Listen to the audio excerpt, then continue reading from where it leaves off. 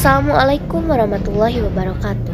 Kami dari salah satu kelompok 10 MIPA 2 akan mempresentasikan tentang pelanggaran HAM, yaitu kasus Brigadir J. Sebelumnya, kami akan memperkenalkan anggota kami terlebih dahulu.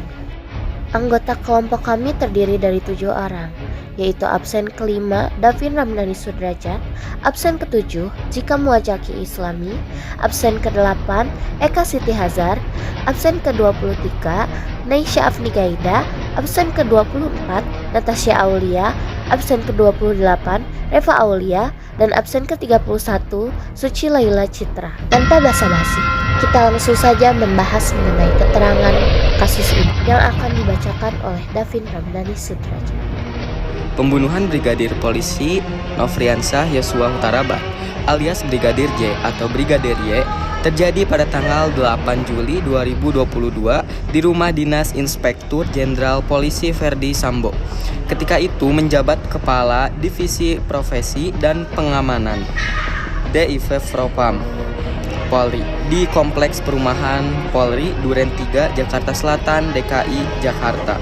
Kasus ini menyeret perhatian masyarakat karena baik pelaku, korban, dan orang-orang yang terlibat di dalamnya kebanyakan merupakan anggota polisi. Juga kejadiannya berlangsung di rumah seorang petinggi polisi. Selain itu, banyak pelintiran alur yang berakibat berubahnya berita acara pemeriksaan BAP, sehingga membuat kejadian sebenarnya tidak diketahui dengan pasti. Pengungkapan peristiwa ini ke masyarakat juga menunjukkan kejanggalan karena baru disampaikan 3 hari setelah terjadi. Walaupun kemudian ada penjelasan bahwa itu terjadi karena peristiwanya berdekatan dengan Idul Adha. Dalam penelusuran selanjutnya juga ditemukan berbagai pelanggaran kode etik oleh para penyidik berupa sikap tidak profesional meliputi pengerusakan, penghilangan barang bukti, pengaburan, dan perekayasaan kasus dugaan pembunuhan Brigadir J. Langsung saja, selanjutnya membahas mengenai oleh Suci Laila Citra.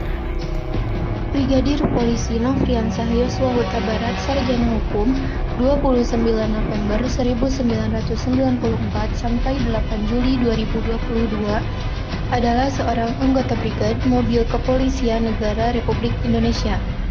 Ia lahir dan dibesarkan di Desa Sukamakmur, Kecamatan Sungai Bahar, Kabupaten Muaro, Jambi. Ibunya, Rosi Simanjuntak, adalah seorang guru honorer di SD Negeri 74 Sungai Bahar. Keluarga mereka tinggal di rumah dinas SD Negeri 74 Sungai Bahar. Ia menyelesaikan pendidikan di SD Negeri 74 Sungai Bahar, SMP Negeri 12 Muaro Jambi, dan SMA Negeri 4 Muaro Jambi. Ia melanjutkan pendidikan di Sekolah Polisi Negara Kepolisian Daerah Jambi dan lulus pada tahun 2012. Ia mulai bertugas sebagai polisi dalam Satuan Brigade Mobil di Kabupaten Merangin, Jambi, sejak 2013 hingga 2016. Selama waktu tersebut, ia pernah ditugaskan untuk melaksanakan pengamanan di Papua selama 3 bulan. Pada 2016, ia ditugaskan ke Propos selama 3 tahun. Selama rentang waktu bertugas, ia melanjutkan pendidikan tinggi pada program Sarjana Ilmu Hukum di Universitas Terbuka sejak 2015 hingga lulus pada 2022. Sejak 2019, Yosua terpilih menjadi salah satu dari 8 ajudan Irjen Pol Verdi Sambo. Selanjutnya, kronologi akan dibahas oleh Jika Muwajaki dan Reva Aulia. Pada tanggal 8 Juli 2022, kedua orang tua beserta saudara Brigadir Polisi Yosua Huta Barat sedang berziarah ke kampung halaman Ibu Brigadir Polisi Yosua di Kota Baligi, Toba, dan ke Padang Sidempuan, kampung halaman ayahnya. Brigadir Polisi Yosua Huta Barat tewas pada sekitar pukul 17.00 di rumah dinas Irjen Verdi Sambo. Keluarga Brigadir Polisi Yosua Huta Barat mendapat kabar kematian Brigadir Yosua Huta Barat sekitar jam setengah 12 malam saat mereka sedang berdoa di Padang Sidempuan. 9 Juli 2022, jenazah Brigadir Polisi Yosua Huta Barat diterbangkan dari Jakarta menuju Jambi. Lalu jenazah Brigadir Polisi Yosua Huta Barat dijemput dari kargo Bandara Udara Sultan Tahta Jambi. Malam hari, orang tua dan saudara Brigadir Polisi Yosua Huta Barat tiba di Jambi. Mereka meminta peti Brigadir Polisi Yosua Huta Barat untuk dibuka. Pada tanggal 10 Juli 2022, peti Brigadir Polisi Yosua Huta Barat dibuka oleh pihak keluarga. Mereka mengaku mendapat sejumlah kejanggalan pada mayat Brigadir Polisi Yosua Huta Barat. Salah satu media lokal di Jambi meminta konfirmasi tentang kematian Brigadir Polisi Yosua Huta Barat kepada Kabid Propam Jambi. Menurut pengakuan penasihat ahli Polri bidang komunikasi publik Fahmi Alamsyah, kabar ini terdengar oleh Inspektur Jenderal Polisi Perdi Sambo yang kemudian menelponnya untuk dibuatkan draft rilis media.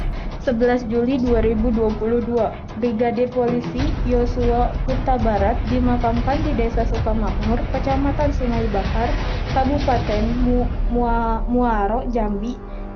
Pemakaman dilakukan tanpa upacara kedisanan dari kepolisian. Kepala Biro Penerangan Masyarakat Divisi Humas Polri Brigadir Jenderal Polisi Ahmad Ramadan mengadakan konferensi pers di kantor Mabes Polri Jakarta Selatan. Dalam keterangannya, ia menyebut Brigadir Polisi Yosua Huta Barat sebagai Brigadir J tewas saat terlibat buka tempat dengan rekam polisi. Sekitar pukul 8 malam, rombongan polisi dengan menggunakan 1 unit bus dan 10 unit mobil penumpang datang ke rumah orang tua Brigadir Polisi Yosua Huta Barat. Mereka bermaksud menjelaskan kronologi insiden kematian Brigadir Polisi Yosua Huta Barat kepada pihak keluarga. Pada tanggal 12 Juli 2022, Kapolres Jakarta Selatan, Komisaris Besar Polisi Budi Herdi Susianto mengadakan jumpa pers mengenai kronologi kematian Brigadir Polisi Yosua Huta Barat. Ia menyebut bahwa CCTV di rumah dinas Inspektur Jenderal Polisi Perdi Sambo telah rusak sejak 2 minggu sebelum insiden penembakan Brigadir Polisi Yosua Huta Barat. Ketua Indonesia Police Watch Sugeng Teguh Santoso mendesak Kapolri untuk membentuk tim gabungan pencari fakta dalam menyelidiki kasus kematian Brigadir Polisi Yosua Huta Barat. Ia menilai status Brigadir Polisi Yosua Huta Barat belum jelas sebagai korban atau tersangka. Sugeng juga mendesak Kapolri untuk menonaktifkan Inspektur Jenderal Polisi Perdi Sambo untuk menghindari distorsi dalam penyelidikan. Kapolri membentuk tim khusus dipimpin oleh Wakapolri Komisaris Jenderal Polisi Gatot Edi Pramono yang bertugas memberikan asistensi dalam penyidikan yang dilakukan oleh Polres Jakarta Selatan. 18 Juli 2022, kuasa hukum keluarga Brigadir Polisi Yosua Huta Barat mendatangi Bareskrim Polri untuk melaporkan pembunuhan berencana terhadap Brigadir Polisi Yosua Huta Barat. Hilangnya ponsel milik Brigadir Polisi Yosua Huta Barat dan menyadapkan terhadap ponsel milik keluarga Brigadir Polisi Yosua Huta Barat. 19 Juli 2022, penanganan kasus yang semula ditangani oleh Polres Metro Jakarta Selatan ditarik ke Polda Metro Jaya. 27 Juli 2022, autopsi kedua terhadap jenazah Brigadir Polisi Yosua Huta Barat dilaksanakan di Rumah Sakit Umum Daerah Sungai Bahar, Muara, Jambi. Autopsi kedua melibatkan tim dokter dari Pembunuhan Dokter Forensik Indonesia. 29 Juli 2022, penanganan kasus ditarik dari Polda Metro Jaya ke Bareskrim Polri untuk efektivitas dan efisiensi penanganan perkara. Tanggal 3 Agustus 2022, ayah Brigadir Polisi Yosua Huta Barat, Samuel Huta Barat, didampingi oleh Persatuan Marga Huta Barat dan kuasa hukum Persatuan Marga Huta Barat, melakukan audiensi dengan Mahfud MD di kantor Kemenkopol Hukum untuk menyampaikan pendapat dan keluhan mengenai penanganan kasus kematian Brigadir Polisi Yosua Huta Barat yang dirasa tidak transparan. Direktur Tindak Pidana Umum Badan Reserse Kriminal Polri Brigadir Jenderal Polisi Andi Riyandi jadi mengumumkan Bayangkara 2 Christopher Eliezer sebagai tersangka kasus pembunuhan Brigadir Polisi Yosua Huta Barat. 7 Agustus 2022, pukul 1:24. Bayangkara 2 Richard Eliezer menulis surat berisi perasaan belasungkawa kepada keluarga Brigadir Polisi Yosua Huta Barat yang disampaikan melalui pengacaranya, Dewi Payung. 9 Agustus 2022, Kapolri Jenderal Polisi Listio Sigit Prabowo mengumumkan Inspektur Jenderal Polisi Verdi Sambo sebagai tersangka kasus pembunuhan Brigadir Polisi Yosua Huta Barat. Berdasarkan keterangan Kapolri, Brigadir Polisi Yosua Huta Barat tewas ditembak dengan sengaja oleh Bayangkara 2 Richard Eliezer atas perintah dari Inspektur Jenderal Polisi Verdi Sambo. Untuk membuat kesan lebih terjadi baku tembak, Inspektur Jenderal Polisi Verdi Sambo menembakkan peluru ke dinding rumah berkali-kali dengan menggunakan pistol milik Brigadir Polisi Yosua Huta Barat. 10 Agustus 2022, Baradae mencabut kuasa hukum Deoli Payumara dan Muhammad Burhanuddin sebagai pengacaranya yang diangkat setelah pengacara sebelumnya yaitu Andreas Nahwat Silitpong mengundurkan diri 4 hari sebelumnya. Sebagai pengganti ditunjuk Ronit Talapesi sebagai pengacara Baradae selanjutnya. 11 Agustus 2022, polisi menghentikan penyidikan terhadap 2 laporan terkait dengan Brigadir Polisi Yosua, yaitu kasus dugaan pelecehan yang dilaporkan Putri Chandrawati dan kasus pencobaan pembunuhan terhadap Baradae yang dilaporkan anggota Polres Metro Jaya Selatan, Brigadir Polisi 1 Martin Gade. Penghentian itu diumumkan oleh Direktur Tindak Pidana Hukum, Tindak Pidana Umum atau Dirtipidum, Bareskrim Polri, Brigadir Jenderal Polri Andi Rian Rajdu Jajadi, dan diputuskan setelah gelar di perkara serta tidak ditemukan peristiwa pidana dalam kedua kasus tersebut. Juga dikatakan bahwa 2 laporan tersebut lebih merupakan upaya menghalangi proses hukum dalam kasus pembunuhan Brigadir Yosua. Lalu pada 19 Agustus 2022, Kapolri Jenderal Polisi Listio Sigit Prabowo mengumumkan seorang tersangka baru terkait pembunuhan berencana terhadap Brigadir Polisi Yosua, sehingga seluruhnya ada 5 tersangka, yaitu Inspektur Jenderal Polisi Verdi Sambo, Bayangkara 2 Richard Eliezer, Brigadir Polisi Kepala Riki Rizal, Kuat Ma'ruf, dan Putri Chandrawati. Selain itu, juga terdapat 6 tersangka perwira polisi yang diduga melakukan upaya menghalangi proses hukum. Materi pembahasan selanjutnya adalah penyelidikan, dijelaskan oleh Natasha Aulia. Setelah menetapkan 4 orang tersangka, yakni Richard Eliezer, Putihar Lumiu, Rizky Rizal, Kuat Ma'ruf, dan Verdi Sambo, Direktorat Pidana Umum Bareskrim Polri secara resmi melimpahkan berkas perkara tahap 1 ke Kejaksaan Agung. Berkas 4 tersangka itu diterima oleh Jaksa Agung Muda Bidang Tindak Pidana Umum pada 19 Agustus 2022. Di hari yang sama, Bareskrim Polri juga secara resmi menetapkan Putri Chandrawati, istri Verdi Sambo, sebagai tersangka kasus pembunuhan Brigadir Yosua Huta Barat. Ia dijerat dengan pasal yang sama dengan keempat tersangka lainnya. Otopsi pertama jenazah Brigadir Yosua dilakukan oleh tim kedokteran forensik Rumah Sakit Bayangkara 31 Raden Said Sukamta pada Pekan Timur. Jenazah tiba di rumah sakit di hari kematiannya 8 Juli 2022 sekitar pukul 20.20. Kemudian pada pukul 22.30 mulai dilakukan pemeriksaan luar dan otopsi mulai dilakukan pada pukul 23.40. Dari hasil otopsi tersebut disimpulkan bahwa penyebab kematian Brigadir Yosua adalah luka tembak pada kepala bagian belakang sisi kiri yang menimbulkan kerusakan jaringan otak dan atau luka tembak pada dada sisi kanan yang merobek paru-paru dan menimbulkan pendarahan. Selain 2 luka tembak penyebab kematian tersebut, ada 5 luka tembak lainnya, yaitu di mata kanan, di bibir di bawah kanan, di pergelangan tangan kiri dan di jari manis tangan kiri. Hasil otopsi pertama itu pun menunjukkan tidak ditemukannya adanya benda aktivitas seksual sebelum tewas.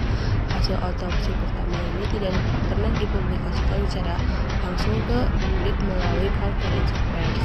Otopsi kedua dilakukan atas tuntutan dari pihak pengacara keluarga. Otopsi kedua ini dilaksanakan pada tanggal 27 Juli 2022 di Rumah Sakit Umum Sungai Bahar, Muaro Jambi, Jambi.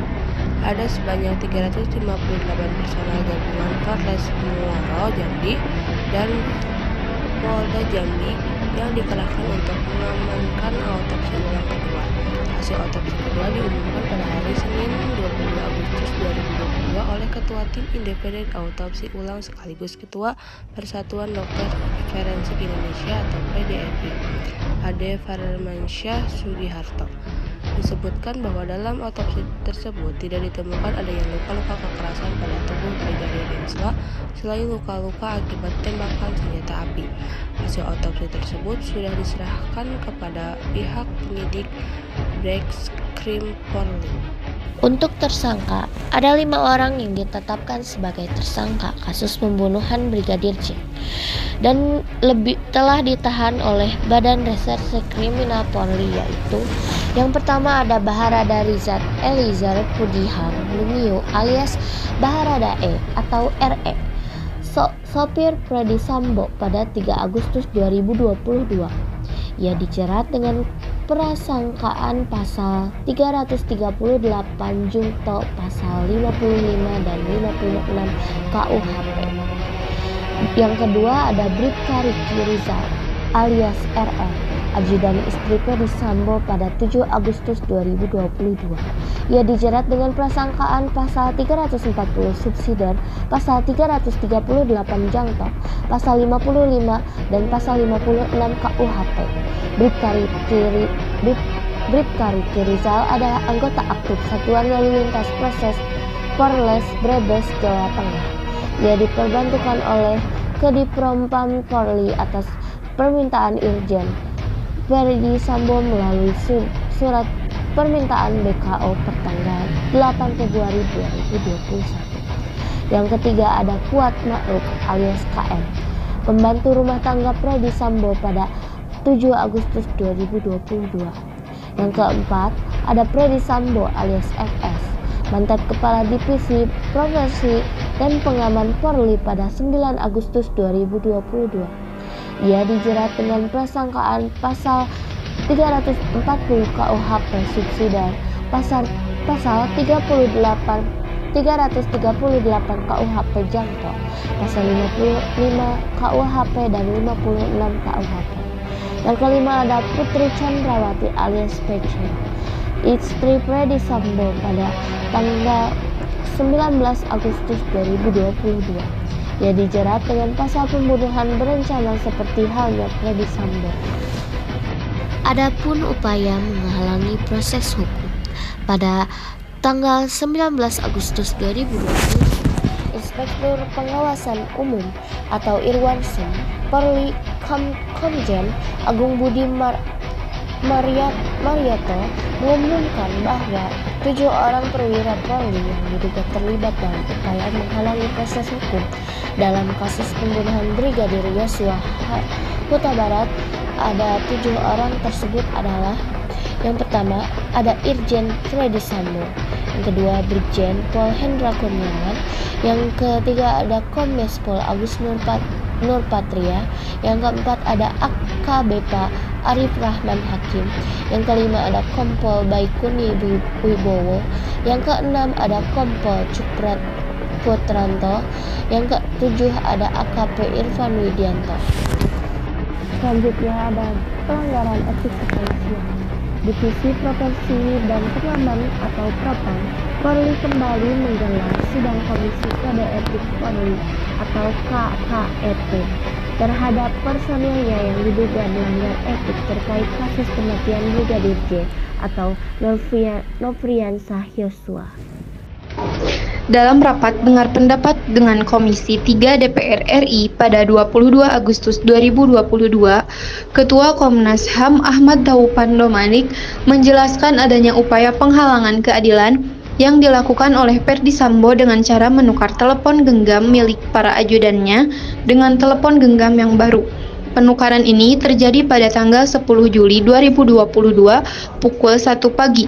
Telepon genggam milik Barada Richard Eliezer juga telah diganti pada tanggal 19 Juli 2022 di Makobrimob Polri. Baik, segitu saja penjelasan melalui presentasi pelanggaran HAM kasus Brigadir J dari kami. Mohon maaf jika banyak kesalahan. Saya Naisha Afni Gaida dan teman-teman saya pamit undur diri. Wassalamualaikum warahmatullahi wabarakatuh.